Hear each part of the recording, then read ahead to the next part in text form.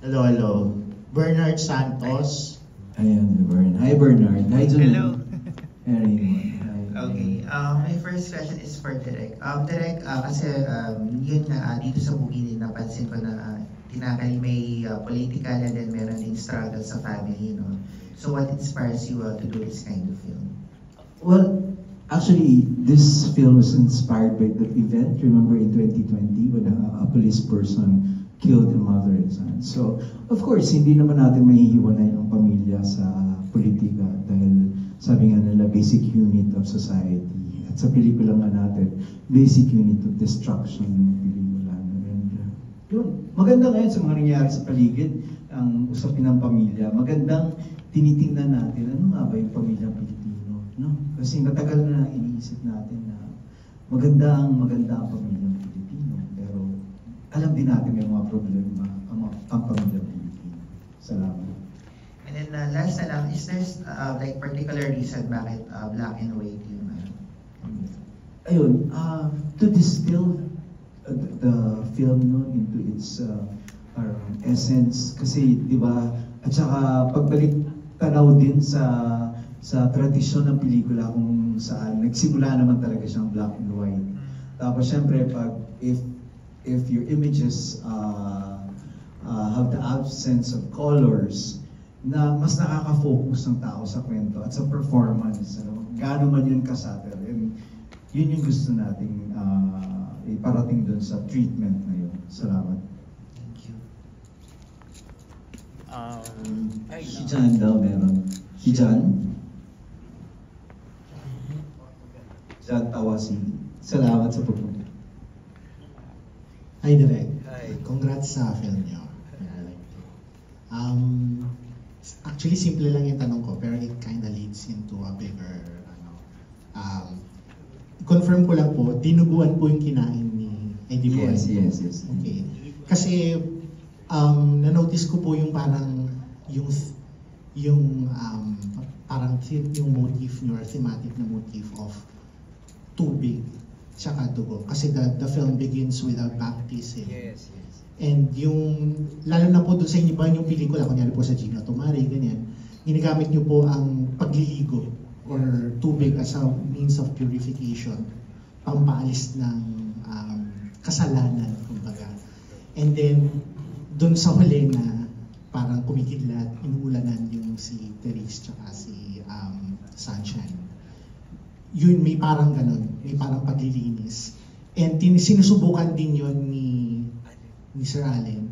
Pero parang kulang pa na umabot talaga siya sa yung dugo talaga yung ginamit para matanggal yung kasalanan. Could you expound a little bit on yung I was toying with the question na will someone gets redemption?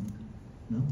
Yung kasi alam ko lang sa kwento ko na mamamatay siya. So iniisip ko, meron tayong sinasabi na all of us have the chance to redeem ourselves. No? Lalo na siguro pag mamamatay tayo. Hindi ko alam eh. I always wonder how killers, go through life and, parang pag malapit na ba silang mamatay, naisip na, tutsa mamamatay tao ako. So parang ganun yung nagtutor sa akin. So he tried his best. So yun nga, tama yung observation. Hindi siya sapat. Even yung very subtle na nakaluhod siya na tumitingin sa taas. Parang, para sa akin, baka naman, ang tao may pagkakataon o hihingi ng pagkakataon para ma-redeem ang kanyang sarili. Pero para sa akin din, ang mga karakter na katulad ni Allen, baka dapat wala silang redemption. I mean, di ba? Kasi mamamatay tao. I mean, kahit na humanize, I try to humanize him, no? Pero hindi. You don't humanize monsters. Yun, salamat. Thank you. Alwin Ignacio of Tribute. Hello everyone. Hi, I'm here. Wait, from Miss Louise Gillian. Seeing the film now, what are your thoughts and feelings being Mama Anita? Mamang Anita.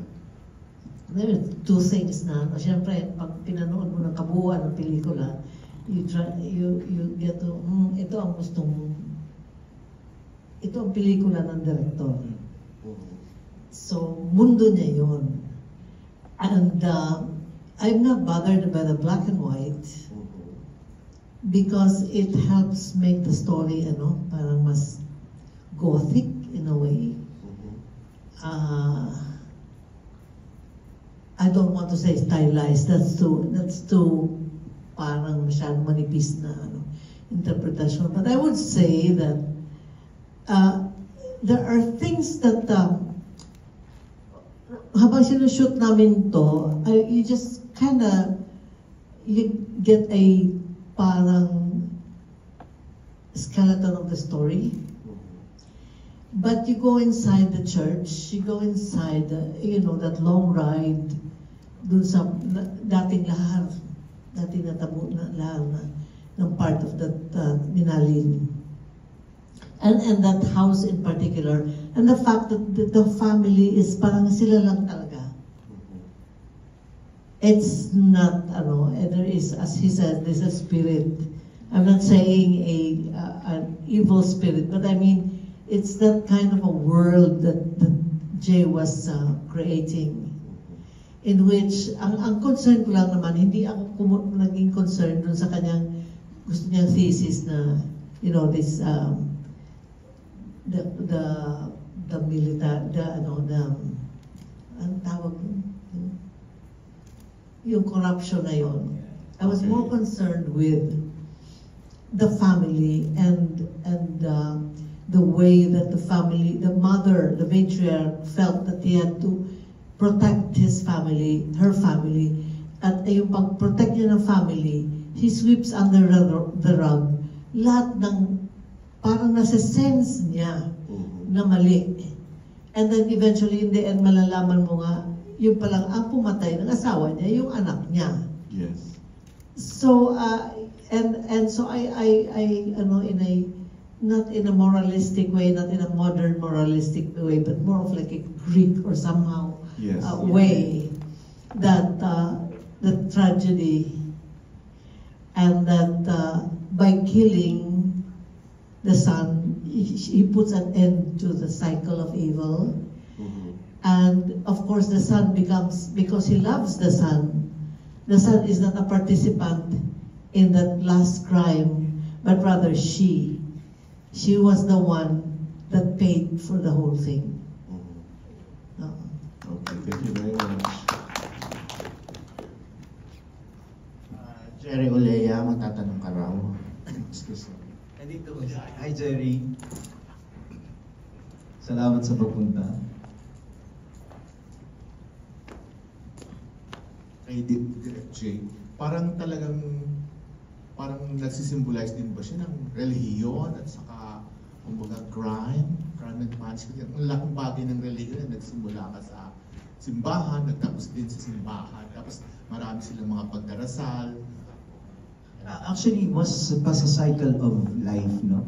At sa Pilipinas naman, malaking bahagi ang relihiyon talaga, simula sa pagbinyag hanggang sa pagkamatay natin. So, kumbaga mas pa sa society, sa iba-ibang institusyon kung saan tayo gumagalaw. Not particularly sa religion. Bagamat yun ang naging images na nakita natin. But it's about the society where we live in, no? And the institutions that we navigate through as families, as Filipinos. At parang napaka-political din yung may mga pakonti-konting yung Arlen Sarmiento case, tapos yung Ayan naman yung history ng police brutality and violence, no? Kasi sinasabi nga sa pagsusulat, di ba? Our stories don't live in a vacuum. Our characters don't live in a vacuum.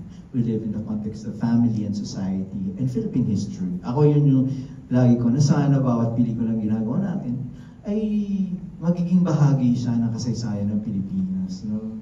Sumasalamin siya kasi hindi naman siya malayo.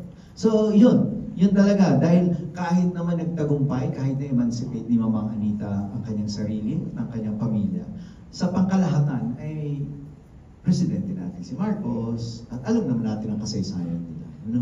So kumbaga, inilalagay lang natin ulit sa society.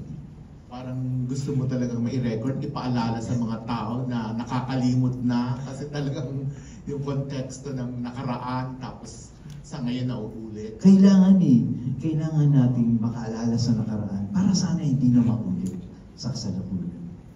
Okay, thank you. Salamat. We have dalawang question na lang po kasi we have to. Yes. Yes, sino po? Archie. Ay, si Archie magiging 10 questions. Si Kyla, yes, Kyla. ng Philippine Star. Ayan.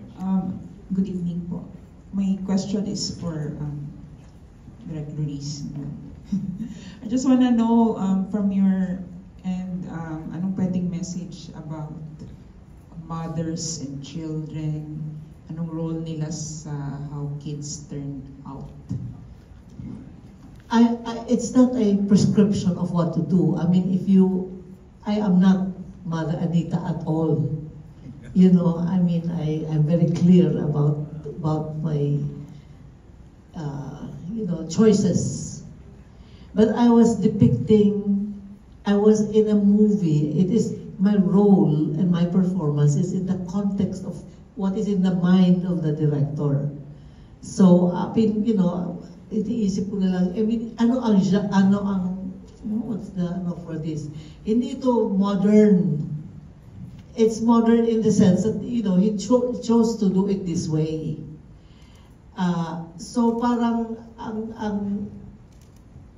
I was dealing more with, as an actress, I was dealing more with trying to make clear what is going on in the mind of the mother, and what is, in the beginning she thinks that, the order of things in her household will sustain them, but it's not enough. I mean, the crime, the shooting, it triggers it, for her that night. It all happens in one night. So, what is obligation sa akin bilang artista doon is maging klaro yung journey ng why she decides, nabother ako ng konti, being a Catholic myself, nabother ako ng konti to the manner of the confession, which was among the three of us, and there was one, the boyfriend was there in the back. But that's license that I suppose, that he's the director of that. And there was a need of a scene where it had to be confessed what was, yung sin ng family. And the mother, the mother decides to end the cycle by killing the one that she loves the most. I mean, siya naman nagkonsinti kasi. So I suppose by doing it this way, I don't judge kasi the roles I play. But if I watch this, I would learn as a lesson that is not the way to do it. Thank you. For last question for Sir Alan Dizon. Well, gusto ko rin malaman yung thoughts mo.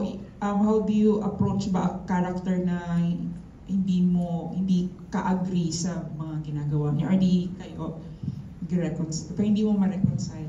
Basta hindi ka nag-agree sa... Definitely hindi, no?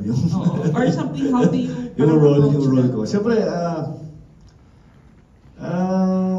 una-una maraming salamat sa lahat ng mga nanood sa pelikula namin. First time ko rin siya mapanood. And hindi ko rin siya na-expect na gano'n lalabas yung pelikula. And of course, and black and white. So, hindi ko rin alam na black and white. Pero, ang laki ng tulong nung black and white kasi mas yung dark ng family, yung dark ng story, nakikita mo dito. And yung thought ko na kung paano, is yung sabi that parang naging cycle na lang eh. Naging cycle ng family, so kailangan i-end up na yung evil side na yon, and kailangan tapusin na yon kasi siya rin naman yung ang nanay ko dito, parang siya yung parang kinusinti niya eh. Hinayaan niyang maano pa yung mga buong pamilya niya, parang nadamay lahat. So yun, parang kailangan talagang i-end up na yun, yung side na yun. Pero siyempre, di ba, parang kami, yun nga, gumaganap lang kami bilang artista, and nasa director na rin kung ano yung gusto niyang ipalabas sa film, kung anong kabuuan ng pelikula. So yun, thank you.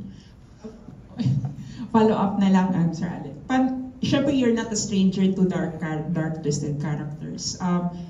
I wonder lang paano ka nagpapagpag after playing dark characters. Thank you. Paano? Wala akong ritual o wala akong ginagawa sa pagdating sa pag-pack up na parang yun yung magic word na o kailangan normal na ulit. Siyempre di mo rin minsan sa mga eksena gano'n minsan nadadala ka talaga. And minsan kahit na sa kotse ka o nasa bahay ka, naalala pa yung ginagawa mo. Pero siyempre kailangan mag-move on ka dun sa character. Kailangan hiwalay mo yung character mo dun sa totoong kung ano ka. And siguro sa tagal natin nag-artist na rin parang napag-aralan na natin i-set aside yung paano maging ganito, paano maging Eddie Boy, paano maging Allen, paano maging siguro yun nga kami mga artista siguro yun yung talent namin na set aside namin yung totoong buhay namin sa ginagamparan namin character. So, thank you. Thank you very much. Can I add something lang? Kasi after Alan answered, I want to congratulate him for that two-hook scene. Ang hirap kaya. 9 minutes direct. First, take one now direct. Siyempre, yung ating magaling na DOP, siya ang gumawa nun sa lighting, sa lahat. And maraming salamat and congratulations. And Von de Guzman was Music, here earlier. grabe yung music ni Sir Bon. Talagang kinarin ni Sir Bon yan, ang dami niyang ginawa sa music. Last question, pagbigyan na natin si Archie Liao, pero isang question lang, Archie. Kasi papalayasin tayo. Maraming salamat.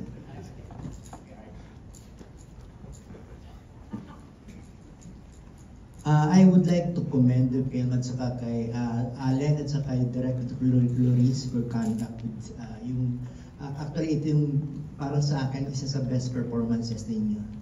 Thank you. Maraming salamat, Archie. Ang tanong ko lang, kasi bilang may mga actor kasi na very particular sila na dapat may redemption yung kanilang character. Kayo ba, ano kayo as an actor? Kay Allen muna. Para sa akin, kasi yung ibang actor, very particular sila na direct gusto ko na may redemption yung character ko. Hindi ko kailangan sabihin sa director ko kung anong gusto ko. Dapat laging nasusunod kung anong gusto ng director. So, lagi ako nagko-compromise. And which is si Direct J naman, every time na may eksena, every time before the scene, nag-uusap kami kung ano yung gusto niya and kung may suggestion ako, kung may gusto kong gawin, sinasabi ko sa kanya. So, it's a teamwork pa rin talaga pagdating sa paggawa ng pelikula. Hindi talaga ako, kailangan kong sundan ng director ko kasi isa akong artista, taga-sunod lang ako sa director. Kung ano gusto niya, kahit ayaw ko, gusto pa rin niya yun. So, kailangan gagawin ko yung gusto niya. So, yun. Thank you. Okay, Director Luis? I think your redemption, hindi ko na trabaho yun. Trabaho na ng director yun. But my lang is to locate ano ba ang style ng pelikula. Nafe-feel ko lang yun doon dahil sa scenery and the lighting and the camera work and the blocking. So nafe-feel ko, ito ang style nito. Parang I felt very Greek about it na ganon. And then there were a lot of things that were answered. There's a lot of subtext in all of the movements and the lines. Yung inner life ng characters ang pinaka-demanding. And I felt very comfortable with my co-actors na nagkaintindihan kami somehow. As I said, I don't judge my character. That's the one thing about directing, about acting is that hindi ko yung responsibilidad. That's part of the director's work. So I'm not to judge, I'm just to create the character sa mundo na nakikita ng director. Last question kay Direk Jay. How's directing Direk Loris na isa ding director? Lagi naman akong natitend sa hindi ko na pinapakinggan. I mean, siyempre, no? I mean, she's Loris Dian, for Christ's sake. And, pero sa akin, kasi, tinignan ko siya bilang nanay ko. So, hindi kami ganun ka-close, ganun ko siya tinignan. And nung nakikita ko actually siya sa pelikula, that's how I saw my relationship with my mother and how my mother was.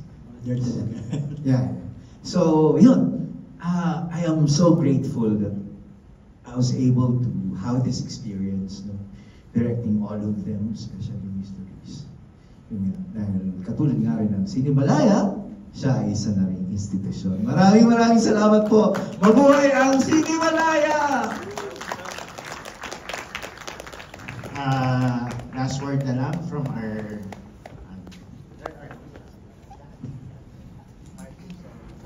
Salamat po sa punta dito, pagpanood sa amin. And sa mga press po, sa mga nanood, please support our film. So sa mga producer po katulad namin, we want this to be sustainable. So we have a very successful round outside the Philippines. So for the story not to become instinct in our homeland, so please be generous to us when you post something on your write-ups. Thank you. Good evening. Maraming salamat po sa lahat na pumunta. And yun, ulitin po sana, supportahan po natin pelikula ng Pilipino. Maraming salamat. Yes, maraming salamat po sa lahat ng pumunta, nanood at sumuporta sa aming pelikulang Guardia de Honor. At sana mapalabas pa to ng maraming makanood, yung mga regular theater or special screening at least, para siyempre makita yung pinagpagura namin, direct lang actors, direct Loris, lahat. Yan, thank you po sa lahat. Yeah, maraming salamat for your curiosity and for being and staying and watching the movie. Not because it's hard to watch, but it's different. So I really appreciate that. Thank you very much. And even the few who are here, but who like something about the film can tell other people about it. Salamat ulit. Mabuhay ang Cinemalaya, mabuhay ang Sining Malaya. Sana tuluyan ng maging malaya ang Pilipinas. Magandang gabi po sa inyong lahat.